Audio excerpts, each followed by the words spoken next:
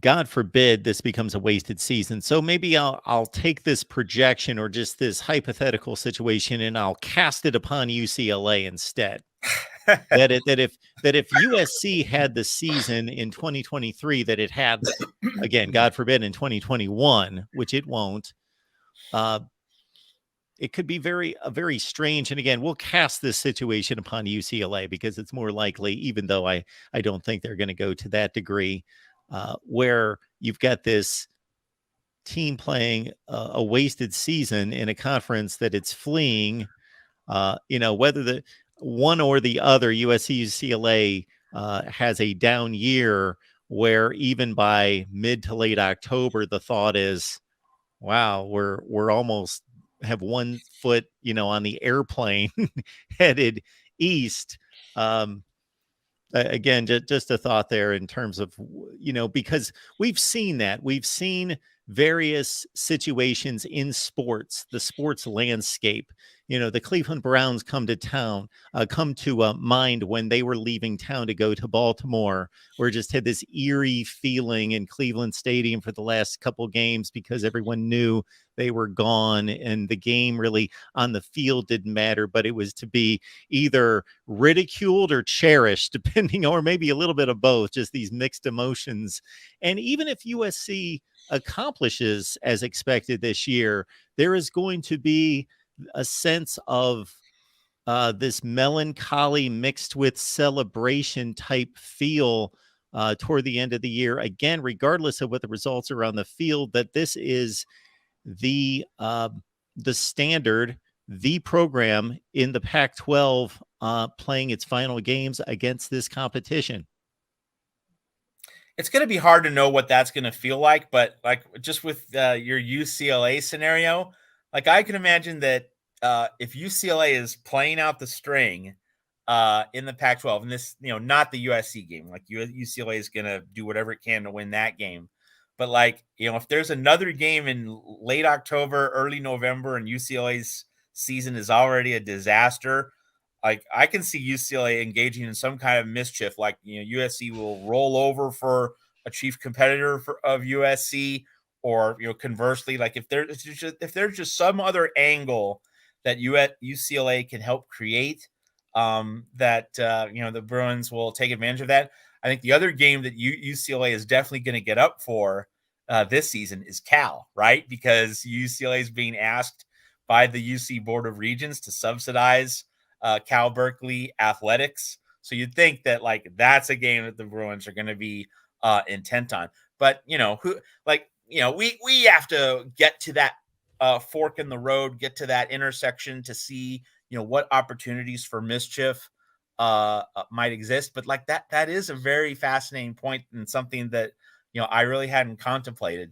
So the season just got a little more spicy. So thank you for that.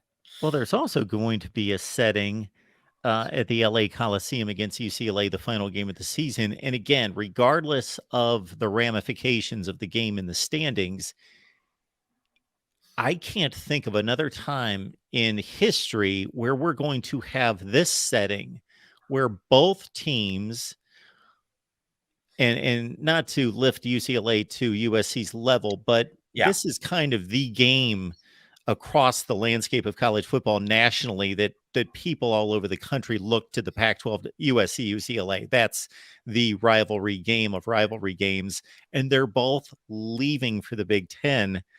That will have an eerie kind of strange feel to it.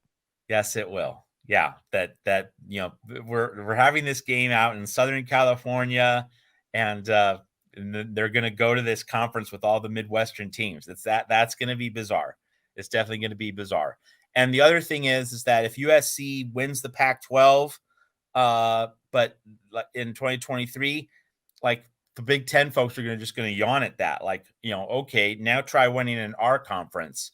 So even if USC does well at a certain level in 2023, there's going to be a big but, or also a well, what next? What are you going to do about that? It's like you can already feel the Big Ten's old guard, just kind of, okay, you're just kind of dismissing anything that USC might do in 2023.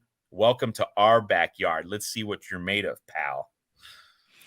And USC and UCLA will certainly also, I always find this intriguing that, of course, the Pac-12 will gain a small bit of satisfaction if neither one of these teams can make it to the conference championship game, that they're able to play a conference championship game without these two and be able to say, okay, you weren't good enough to get there, and we were able to move on with Utah and Oregon or whomever in the conference championship game versus USC and or UCLA being able to kind of snub their nose at, we put our final, championship stamp one more time on the Pac-12 before we took off.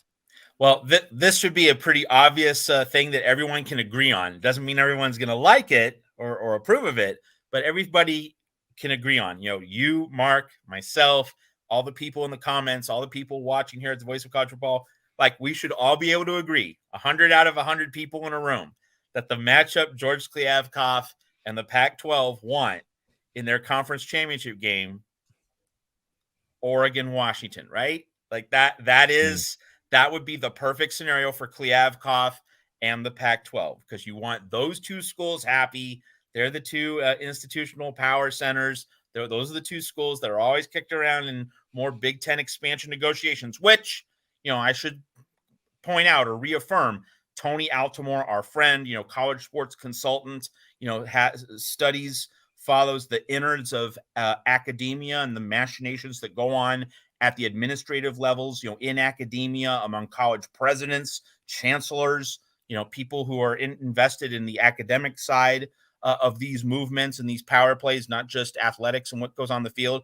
Tony Altimore said it's not going to happen. Oregon and Washington are not going to go to the Big Ten.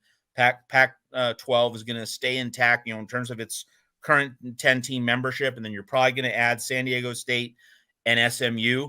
But just, if any Oregon-Washington defection talk or rumors are lingering, an Oregon-Washington Pac-12 championship game would be the ultimate result for George Kliavkoff and Pac-12 brass. That's obviously the game that they want.